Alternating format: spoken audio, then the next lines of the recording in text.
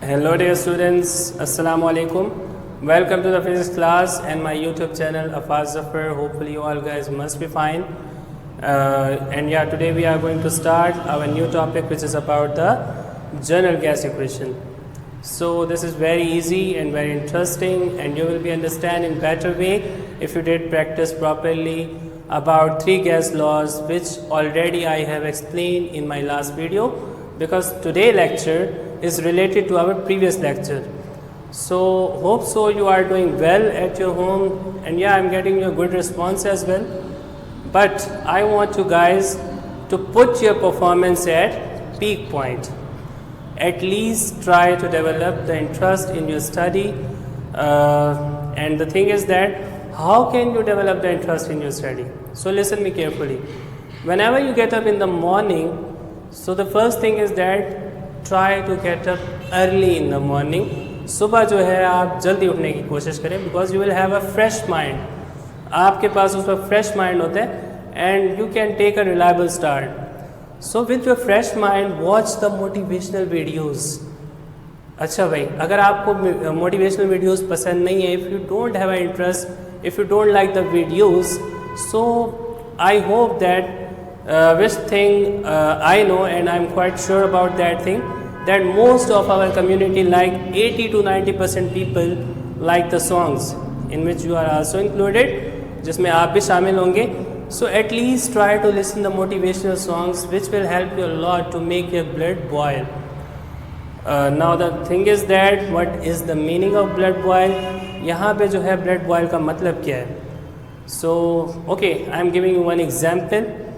Like आप अपनी daily life में वाटर हो गया, मिल्क हो गया या टी हो गई, चाय, तो आप डेली लाइफ में आप ये चीज़ें बनाते होंगे, जाहिर सी बात है. जब आप इन चीज़ों को स्टार्ट करते हैं टेम्परेचर देना, तो होता क्या है, कुछ हद तक वो जो पानी है या दूध है या जो चीज़ अगर आप चाय उबाल रहे हैं, तो क्या होता है, कुछ देर तक तो अपनी सरफेस पे रहेंगे, लेकिन उसके बाद वो अपनी सरफेस से ऊपर मूव करना शुरू कर देते हैं. मतलब क्या है, ड्यूरिंग बॉयल आप लोगों ने एक चीज़ नोटिस की होगी कि वो चीज़ें जोश मारने लगती हैं. So that is the meaning of blood boil. यहाँ पे ब्लड बॉयल का मतलब क्या होगा कि आपके खून को भी ऐसे ही जोश मारना चाहिए. अब आपने जोश ऐसे नहीं मरवाना कि आपने अपना ब्लड निकाल के किसी बर्तन में रख के उसको बॉयल करने लग जाए. यहाँ पे जोश मारने से मतलब ये कि आपके अंदर खुद से एक इंटरेस्ट डेवलप हो, आपके अंदर खुद से एक इंटरनली क्या हो, एक स्पिरिट हो. So that will be much better. आपके खून को भी ऐसे ही जोश मारना चाहिए, ऐसे ही खोलता रहे हमेशा आपका खून, क्योंकि जो अब भी ना खोले वो खून नहीं पानी है, और जो अपने मुल्क के लिए काम ना आए वो बेकार जवानी है. So this is the right time to do something best for our country, for our nation, for our family, and specially for our self, because you all are the future of Pakistan, and you need to take the responsibility and you need to represent our country. So now it's up to you that how you're going to represent your country, either in a right way or wrong way. The choice is yours.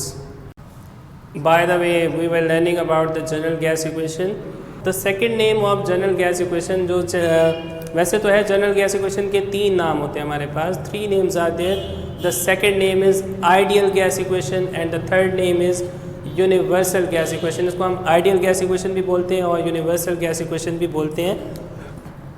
So the first thing, this is known as general gas equation, and at the second point you can say ideal gas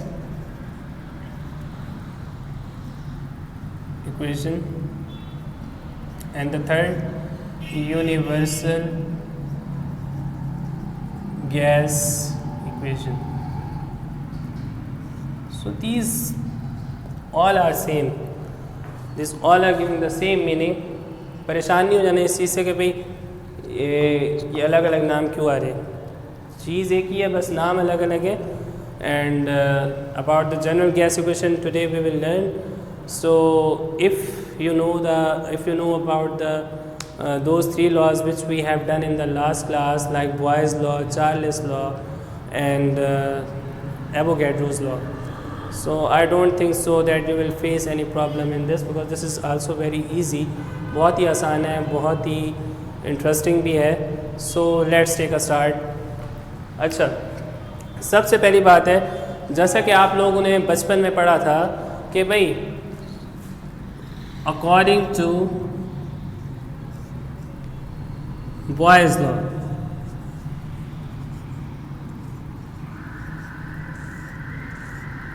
according to Boyle's law के मुताबिक क्या देखा था हमने, that volume जो है inversely proportional है किसके, प्रेशर के. That volume is inversely proportional to the pressure and by keeping temperature constant. ठीक है. Next thing we have seen in the Charles law.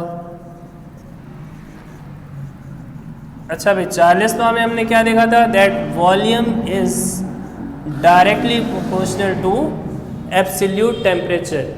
Volume is directly proportional to absolute temperature by keeping the pressure constant. यहाँ पे हमने pressure को constant रखा था, but in Boyle's law we kept the constant temperature. हमने यहाँ पे temperature को कांस्टेंट रखा था. And the third and the last one we have done Avogadro's law. Avogadro's law. So ये जो था, इसमें वॉल्यूम जो है डायरेक्टली प्रोपोर्शनल था किसके, number of moles. Number of moles it means small n. And by keeping, यहाँ पे जो हमारे पास कांस्टेंट यूज होता है, मतलब जो चीज़ें कांस्टेंट होती हैं वो होता है एक तो प्रेशर भी, देन टेम्परेचर. यहाँ पे बोथ टर्म्स, क्योंकि प्रेशर और टेम्परेचर दोनों कांस्टेंट होंगे जब वॉल्यूम क्या होगा, डायरेक्टली प्रोपोर्शनल होगा number of moles. Fine. So इसने ये लॉ कब पेश किया था, I think I didn't tell you in the previous class, या that when Boyle's law was put forward in, कि बॉयज़ लॉ को कब पेश किया गया था. So this thing you should also know. I am going to tell you that they can ask in the form of MCQs that Boyle's law was put forward in which year. So आपको याद होना चाहिए कि भाई Boyle's law जो होता है 1662 में पेश किया गया था. मतलब 1662 में इसकी थ्योरी दी गई थी. जब बॉयज़ ने अपनी थ्योरी पेश की थी वो कौन सी डेट थी, 1662. So the next thing is that when the Charles law was put forward, it was put forward in 1787. Fine. 1787 में इन्होंने अपना ये लॉ पेश किया था, that volume is directly proportional to temperature. And about Avogadro's law, वैसे इसका पूछा तो नहीं जाता, ज़्यादातर इन दोनों का पूछा जाता है कि बॉयज़ लॉ और चार्ल्स लॉ का. तो आप लोगों को ये डेट याद होनी चाहिए. लेकिन for your kind information I am also telling you about the Avogadro's law, कि इन्होंने ये कब लॉ पेश किया था. So you need to know that 1811 कब पेश किया था इन्होंने, 1811 में. और इस भाई साहब ने क्या बोला था कि जो वॉल्यूम होता है डायरेक्टली प्रोपोर्शनल होता है to the number of moles. Okay, now by combining these three laws we will make the general gas equation. अब सबसे पहले हमने इन तीनों लॉज को क्या करना है, कंबाइन करना है.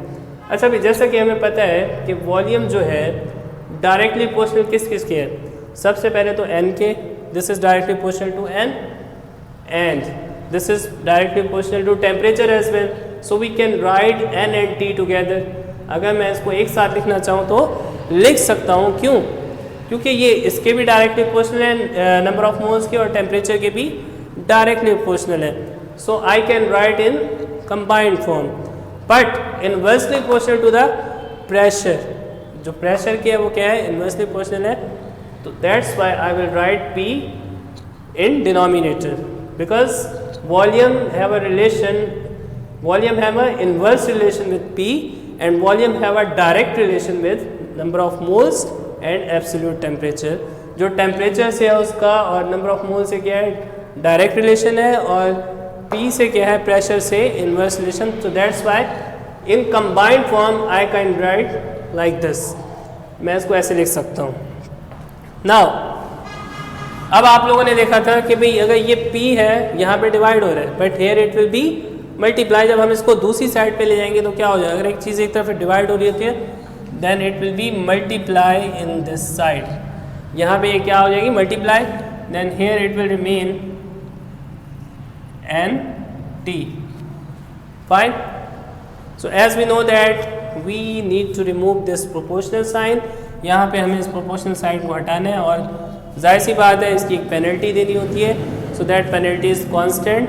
विच constant we will use, P V equals to, क्योंकि यहाँ पे नंबर ऑफ मोल्स यूज हो रहा है, यहाँ पे नंबर ऑफ मोल्स हो देन यू विल से और you will use the universal gas constant which is expressed by R, जिसको हम R से रिप्रेजेंट करते हैं.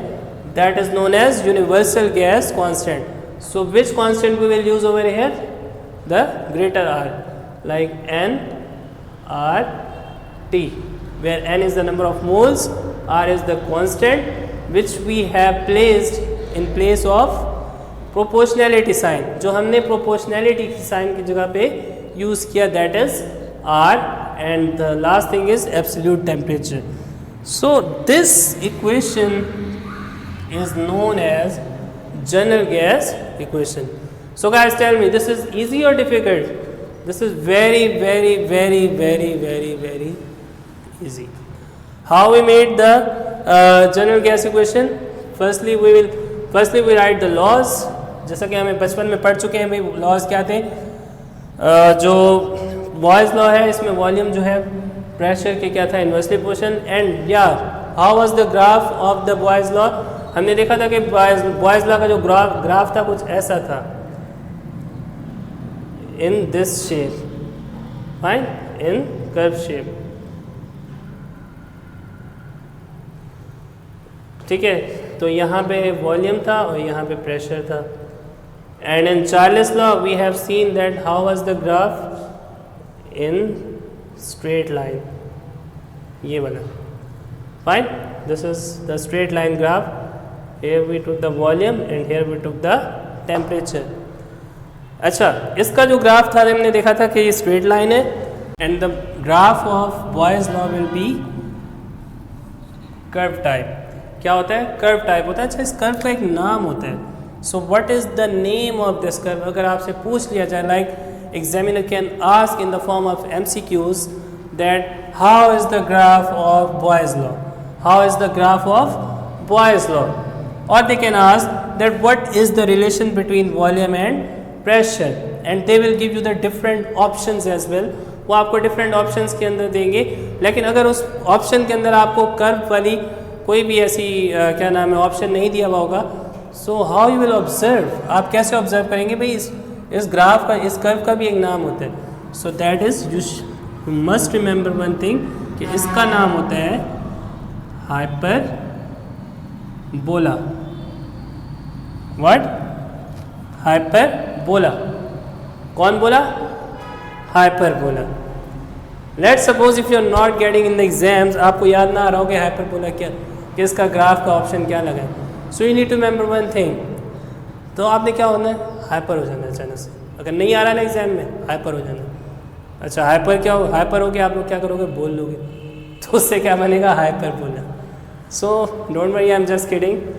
वैसे जो है इस ग्राफ का नाम क्या है, hyperbola. So they can ask, they can give the different options like how is the Boyle's law. First option is like parabola, second option ellipse, third option hyperbola and the fourth option straight line. तो आपको पता होना चाहिए कि जो Boyle's law का graph है या फिर जो वॉल्यूम, या फिर अगर वो पूछ ले वॉल्यूम और प्रेशर के बिटवीन क्या रिलेशन है. So you need to remember that hyperbola, इसका ग्राफ जो होता है वो क्या होता है, हाइपर. इस कर्व का एक नाम है, उसका नाम क्या है, हाइपरबोला. जैसे हमने चार्ल्स लॉ के ग्राफ को क्या बोला, स्ट्रेट लाइन है. So that's why this name is hyperbola. So you need to remember. इसी तरीके से एवोगैड्रोस लॉ की अगर बात डिस्कस करें हम, तो ये क्योंकि ये इसके भी डायरेक्टली प्रोपोर्शनल है, and you know about the directly proportional that in direct relation the graph will be straight line. So for the both conditions, for Charles law and for Avogadro's law, both graph will be straight line. दोनों graph क्या होंगे? Straight line के अंदर होंगे. Just फर्क क्या है, यहाँ पे नंबर ऑफ मोल्स यूज हो रहा है, यहाँ पे एब्सोल्यूट टेम्परेचर यूज हो रहा है.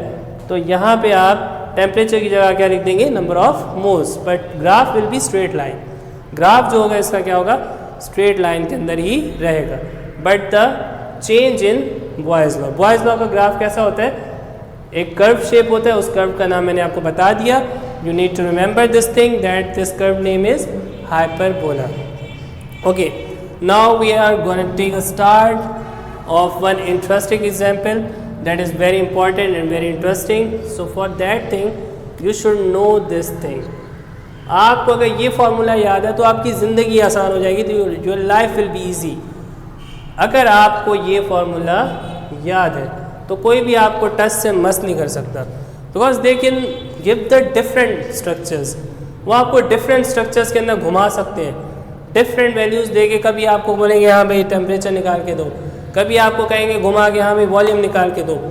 सम time they will ask you that take out the constant, take out the value of general gas constant और यूनिवर्सल गैस कांस्टेंट. आपको घुमा घुमा के पूछेंगे वो. But you need to know this formula क्योंकि बहुत इंपॉर्टेंट है. अगर आपको ये फार्मूला आता है so no problem will be there. चाहे वो आपको किसी भी तरह का डेटा उठा के दे दें, so you will be able to solve the numericals by the help of this formula. So let's see first example. हम देखते हैं कि भाई मैं आपको एक एग्जांपल देने जा रहा हूँ जो न्यूमेरिकल एग्जांपल है. This is very little and very small example is there, so just you need to focus that what is the example. So let's see. Okay guys, so this is the example that 1 mole of an ideal gas at STP occupies 22.4 liter. Fine. So now what is the meaning of STP? Firstly you should know about the abbreviation of STP. S mean standard, T means temperature, and P means pressure. So what it will become? Standard, temperature, pressure. What is the meaning of STP? Standard, temperature, pressure. एक चीज़ हमेशा आप लोगों ने याद रखनी है. One thing you need to always remember, that is that of an ideal gas. के ideal gas के लिए जो स्टैंडर्ड टेम्परेचर होता है वो भी फिक्स रहता है और जो स्टैंडर्ड प्रेशर होता है वो भी फिक्स रहता है. मतलब जो उनकी वैल्यूज़ हैं वो चेंज नहीं हो सकती. Fine. And number of moles भी क्या होते हैं? फिक्स रहते हैं, जो है 1 मोल. यहाँ पे आपको दिया भी हुआ है 1 मोल. तो हमेशा आपको याद रखना है n भी 1 होगा. और जो स्टैंडर्ड टेम्परेचर है मैं आपको उसकी वैल्यू बता भी देता हूँ. जो temperature, standard temperature will be equals to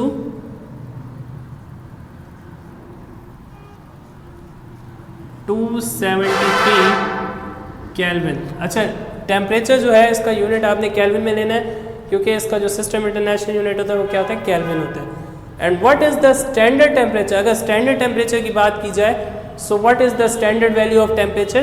273 kelvin. And what is the value of standard pressure? वो कितनी होती है? 1 एटमॉस्फेयर ना, 1 एटमॉस्फेयर. तो स्टैंडर्ड टेम्परेचर क्या होता है? 273 केल्विन. स्टैंडर्ड प्रेशर कितना होता है? 1 atmosphere. And number of moles कितने होते हैं? जिसको हम n से शो करते हैं, दैट इज 1. तो ये चीज़ें आपने माइनर सी चीज़ें ये आप लोगों ने याद रखनी है. That's value of standard temperature will be 273, pressure of 1 atmosphere and number of moles 1. Okay, now will take a start. अच्छा, जैसा कि हमें फार्मूला पता है, मैंने जैसा कि आपको पहले भी बोला था, जस्ट आपको फार्मूला याद होना चाहिए. So this is equals to PV equals to nRT. Fine. So what you need to find, आपको क्या फाइंड करना है यहाँ से? देखिए प्रेशर भी दिया हुआ है आपको, क्योंकि स्टैंडर्ड प्रेशर फिक्स होता है, मैंने आपको क्योंकि उन्होंने पहले ही बता दिया at standard temperature pressure. So value of standard temperature we know, value of standard pressure we also know, and number of moles we also have given. It means this part is given pressure, volume is also given. Where is volume? 22.4 litre, this is the volume, ये भी दिया हुआ है आपको. And number of moles are also given and temperature is also given. Fine. So what is the remaining part? R. It means we need to find the R, universal gas constant. Today we will find out the value of R, जो हमने पिछली बार, मैंने आपको पीछे वाली class में, in the previous class I have explained that what is the value of R? 8.3145 joule per Kelvin, joule per mole and Kelvin. So today we will derive the value of R by this example. देखते हैं कि R की हम value निकालते कैसे हैं. अच्छा, सबसे पहली बात ये हो गई, आपने क्योंकि R को फाइंड करना है, so you need to separate the R के साथ जो भी चीज़ें मौजूद हैं N और T, ये यहाँ पे क्या हो रहा है? Multiply, but here will be, it will B divide. अगर हम इन दोनों को इस साइड पे ले आए तो ये क्या हो जाएगा? डिवाइड हो जाएगा. So it will become PV upon NT equals to R. Fine. और यू कैन राइट, इसको सीधा करके लिख देते हैं, R equals to PV upon NT. ठीक है. Now just we need to put the values and we will get the value of R. चलिए वैल्यूज पुट करते हैं. What is the standard pressure? 1 atmosphere. So you will put 1 multiply by volume. What is the volume? 22.4 liter upon what is the value of N? Number of moles कितने दिए हुए आपको? 1 mole. So you will put 1 multiply by T. What is the value of T? T is 273 Kelvin. Fine. Okay, now if you will solve this, so you will get the answer. क्या answer आ जाएगा अभी आपके पास? ये आ जाएगा आपके पास 0.0821 atmosphere litre पर मोल and kelvin. Unit कहाँ से पता चला हमें? So we can also write the unit. कैसे पता चला आपको unit? Because here pressure is in atmosphere, क्योंकि प्रेशर का जो ज़्यादा यूनिट यूज़ होता है वो क्या होता है? Atmosphere. So atmosphere and litre are together, so that's why I wrote here combined form. यहाँ पे एटमॉस्फेयर और लीटर आपस में एक साथ लिख देंगे. एंड ये जो है नीचे, इसका जो नंबर ऑफ मोल्स होता है, इसका यूनिट क्या होता है? इसको हम मोल में लेते हैं. सो ये हो जाएगा mole and kelvin. So mole and kelvin in upon, यहाँ पे जो है ये डिनोमिनेटर्स में दिए हुए. So you can write atmospheric litre upon mole per, sorry mole and kelvin. So just you need to remember this structure and you know, and you should know about the standard temperature value, the value of standard pressure and the value of number of moles. It will be fixed. So R की value जो आती है हमारे पास क्या आती है? 0.0821 atmospheric litre पर mole kelvin. अच्छा, अगर यहाँ पे मैं इसकी जगह पे जूल ले आऊँ, ठीक है, क्योंकि अगर सम टाइम वो एनर्जी की भी बात कर सकता है, और एनर्जी को आपने याद रखने के हमेशा किस में लेते हैं? जूल में. अगर आपसे वो जूल में वैल्यू पूछ ले, तो मैंने पिछली क्लास में भी आपको बताई थी कि जूल पर मोल केल्विन के अंदर जो इसकी वैल्यू है वो चेंज हो जाएगी, बिकॉज ऑब्वियसली यूनिट्स यहाँ पे चेंज हो रहा है, यहाँ पे यूनिट चेंज हो रहा है, तो जाहिर सी बात है उसकी वैल्यू भी चेंज हो जाएगी. सो it will B 8.3145 which you have already learned in the previous class as well. यह आपने पिछली क्लास में भी पढ़ी थी कि भाई R की वैल्यू जो होती है फिक्स होती है 8.3145. अगर जूल में पूछे तो आपने ये वैल्यू बतानी है, और अगर एटमॉस्फेरिक लीटर में पूछे तो आपने ये वैल्यू बतानी है. या I am going to tell you one more value as well. यहाँ पे आर की एक और भी वैल्यू होती है, वो भी मैं आपको बता दे रहा हूँ आपकी काइंड इन्फॉर्मेशन के लिए। That is what, that is, अगर यहाँ पे मैं ये भी नहीं ले रहा, जूल भी नहीं ले रहा, so if I am taking calorie, क्योंकि कैलोरी भी एक यूनिट होता है, और बाकी ये वाली चीज़ें सेम रहेंगी, mole, kelvin. So what I will take the value over here of R. R की तब क्या वैल्यू देंगे, you will take 2। But listen guys, this is the approximate value, ये हम राउंड ऑफ करके निकालते हैं। वैसे जो इसकी फिक्स वैल्यू होती है वो होती है 1.98, तो जब हम 1.98 को राउंड ऑफ करते हैं it will become 2।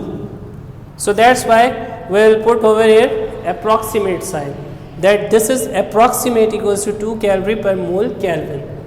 Fine, so these all are the values of are.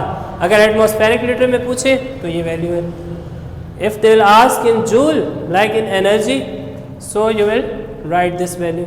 और अगर वो कैलोरी के अंदर पूछ ले तो आपको याद रखना है 2। और अगर लेट सपोज वो पॉइंट में ऑप्शन देते हैं, so you should know that in point there is a value 1.98 of calorie. So if we will round off that will become 2। क्या बन जाएगी, 2 बन जाएगी। तो ये एग्जाम्पल थी, वेरी इंटरेस्टिंग है। So in this way you can get the value of R. तो इसी तरीके से वो आपको न्यूमेरिकल्स में वैल्यूज तरह तरह की चेंज करके दे सकता है। Sometimes they will give the value of like N, P and V, and they will say that find out the temperature. Sometimes they will ask the value of P. They will say that find the value of P, then volume, number of moles, each and everything will be given. आपको बाकी सारी चीज़ें given होंगी, तो sometimes वो आपको P find करने को कह सकता है, समटाइम टेम्परेचर फाइंड आउट करने को कह सकता है, sometime they will ask the number of moles, so they can ask anything. वो आपको बहुत घुमा सकते हैं, but you need to remember, अगर आपको ये फॉर्मूला याद है then your life will be easy. आपकी ज़िंदगी आसान हो जाएगी, कोई टेंशन वाली बात ही नहीं है। So you can easily find out any kind of value. Okay class, so one more important thing I am gonna tell you that you need to remember, and many times they can ask in the MCQs as well, that what is that. For your kind information, I am going to tell you some important units and conversions which they can ask in the form of MCQs. So you need to remember that 1 atmospheric pressure is equals to the 760 millimeter of Hg। अच्छा, यहाँ पे हमने Hg क्यों लिया, क्योंकि thermometer के आपने notice किया होगा दैट वहाँ पे क्या होती है, मरकरी से हम जो टेम्परेचर का पारा है वो नोट करते हैं। That's why the formula for mercury is Hg। And the next unit is, you can say that 101.325 multiply by exponent -5 pascal. अगर पास्कल के अंदर आपसे पूछ ले तो आपने ये वैल्यू बतानी है। If they will ask in torr, एक यूनिट टॉर भी होता है प्रेशर का, प्रेशर की यूनिट्स तो भरे पड़े हैं आपके पास। सो 760 टॉर होती है। So they can ask other value, bar में भी पूछ सकते हैं आपसे। So you should know that 10132 bar. And one more value is also there in centimetre. अगर यहाँ पे मिलीमीटर की जगह if they will ask about the centimetre, that what is the value in centimetre of Hg of 1 atmospheric pressure. So what you will write, आप क्या लिखेंगे, सो you will right 7, यहाँ से सिर्फ एक 0 हटा देनी है आपने, it will become centimetre of Hg। So guys you need to remember all this things. इसका स्क्रीनशॉट ले लें या फिर अपनी कॉपी पे लिख लें इसको। These are very important things, they can ask in the MCQs as well.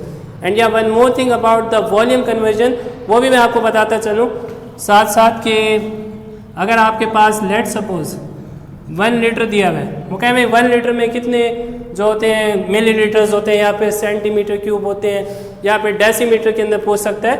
So you should know that in 1 litre there is a 1000 centimeter cube and you can say 1000 milliliter as well। Millilitre कितने होते हैं, 1000 होते हैं। Same metre cube के अगर अंदर पूछ ले, so in metre cube it will become 10 power -3. ठीक है, वो कहें भाई in 1 liter how many meter cube is there, so they will give the different options. So you need to select, if they are asking about the meter cube, so you need to select 10 power -3. If they are asking about the milliliters, so you need to select 1000. Fine, they will give the different options, so you just need to know that which option is applicable for you. And one more option is there, they can give in decimeter, they can ask in decimeter cube as well, so that is 1 decimeter cube. So these all things you need to remember, that these are the volume conversions and this is the pressure conversion. So that's all about today's topic. Inshallah we'll see you in the next lecture. In next lecture what we will learn, we will see that what is the anomalous behavior of water, and this is very very interesting and very easy topic. So we will see in the next class. Till then, stay safe and wish you all the very best.